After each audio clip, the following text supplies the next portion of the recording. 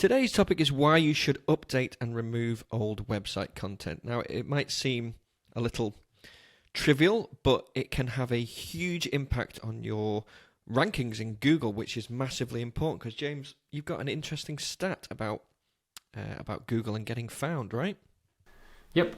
So let's say a whopping 94.3% of pages out of roughly 2 million don't even get a single visitor from Google. That's and in the whole of traffic, 90.63% of content gets no traffic whatsoever at all. See, this is something I said on previous podcasts. I would have thought, I've got a web page, brilliant, I'll get found. Nope, you've only got 10% chance, less than 10% chance, which is crazy, right? Yep, it is crazy, and people don't think about this, but like Google wants to serve up fresh content and the most relevant, practical content for people. It's all about, again, we come back to the double E, double EAT, but essentially expertise, experience, authority, and trust. That's how Google ranks your content to be found across the web. And it wants that expertise to be fresh and relevant and timely content. So if you have the best gym equipment of 2001 on your web page, right? It's not going to be no one's going to find it. No one's going to bother with it. And it's so many people I know, not just in fitness professionals and gym owners, but I see business owners, they build a website, they leave it there, and they just expect it to just work for them. However, it takes care and effort. So let's compare this to a garden. So if you have a garden and you just leave it just happen, right? You may have spent thousands of pounds on landscaping, right? And it looks nice and pretty when they've done it. But if you don't touch it for the next year, 2 years, it becomes overgrown. I don't know, Andrew's at the moment, he's in the middle of doing his garden at the moment, like cutting back things. Josh is always working his garden. My lawn needs, God knows, it's full of moss. I try my best. And we had tenants in for 10 years and they did nothing, even though they'd said they had been. So the garden analogy is perfect because it's gone from being this not ultimately preened landscape, but it was in a decent condition. Now it's as if we've had some vagrants run. Yes. But think of it like that though, but that's exactly what happens with your website. You've got to serve timely content. So everyone's so worried about creating new content on it all the time, they forget to tend to their old content. So what you want to do is have content on there that's timely, fresh and relevant, and you want to see and update it constantly and consistently. Now, So, even if you've got new and up-to-date content, if you've got too much old content, that will still make a massive difference. Yeah, so if you have lots of old content too, you've got to work out, are people going to visit it in the first place? Now, good example of this, in the summer of 2024, for people who listen to the future, we did a massive cull. We deleted 300 pages from Strength Matters. 300 pages, right, of old podcast stuff, old things here, because it was weeding. We were just doing a spring clean, like de-weeding everything, because no one was going to it. No one was going to it. It was just absolutely ridiculous. So we had to address that and do it. Now what we did because of that is it ended up tripling our traffic to the website in less than 3 months. So we went from 30,000 visits a month up to 90,000 visits because the content we had on it now, it was in the clear indicators to Google saying that we are someone who cares about the content. We want to make sure it's relevant and timely for people and it's useful. So Google saw this and they bumped us all up the rankings accordingly. So we not only deleted content, we also went back to old blogs that were getting traffic because we looked at the stats in Google Analytics and we saw that content that was being visited, we improved it. We made it better, more readable. So what happened? They got pushed up the rankings. So the moral of the story is that everyone focuses on creating new content. And if you have no content already, yes, you need to do it. But you need to create content that people want to read, that's enjoyable, but also stuff you can go back and easily update on a regular basis because it then helps with your ranking on Google and showcases your expertise, authority and trust and the experience for everybody when they're finding new content across Google. And that's really important, really important.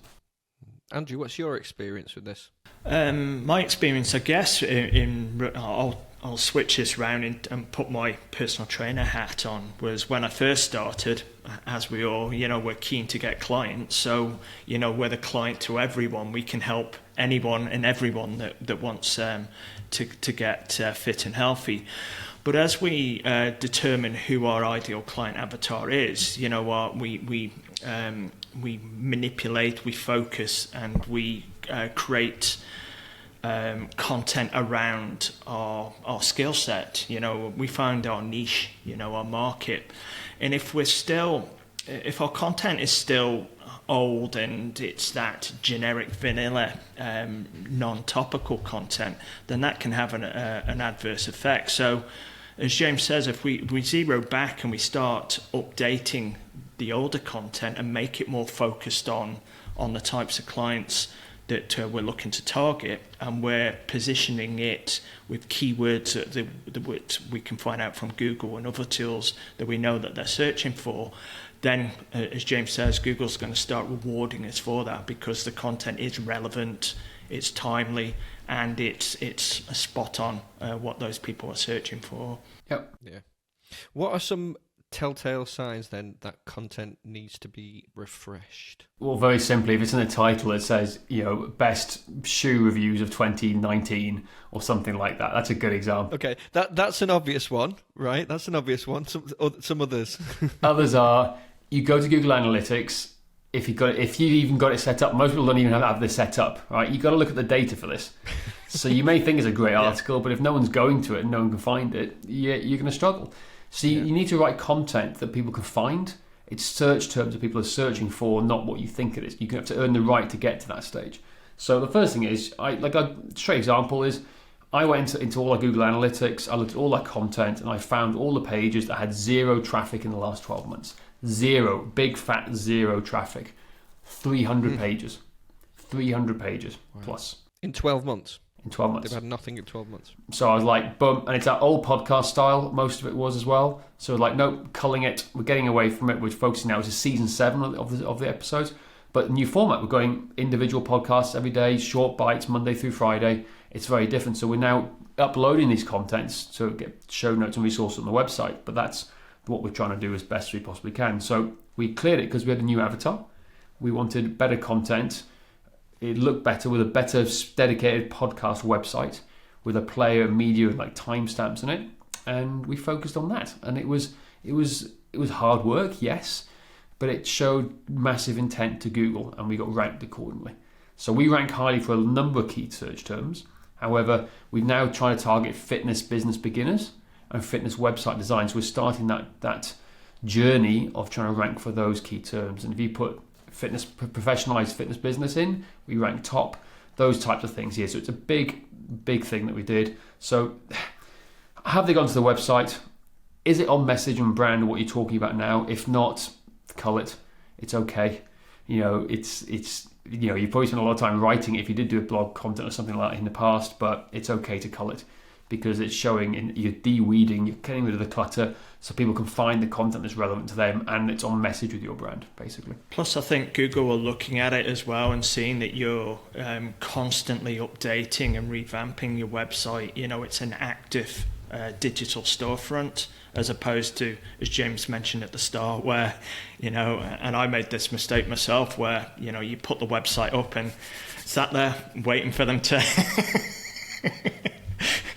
Where is everyone? And all we see is the tumbleweed. But if we're active and we become those gardeners and we keep updating and revamping things, then we'll be much more successful. Yeah, absolutely fantastic. And the marketing guru, that is Neil Patel, suggests you can upgrade your traffic by 58%, which is huge, isn't it? It is huge. Especially if you've only got that 10% chance of getting found. Go on, James. No, I was saying, for those who want to know how often you should update it, ideal world, every quarter.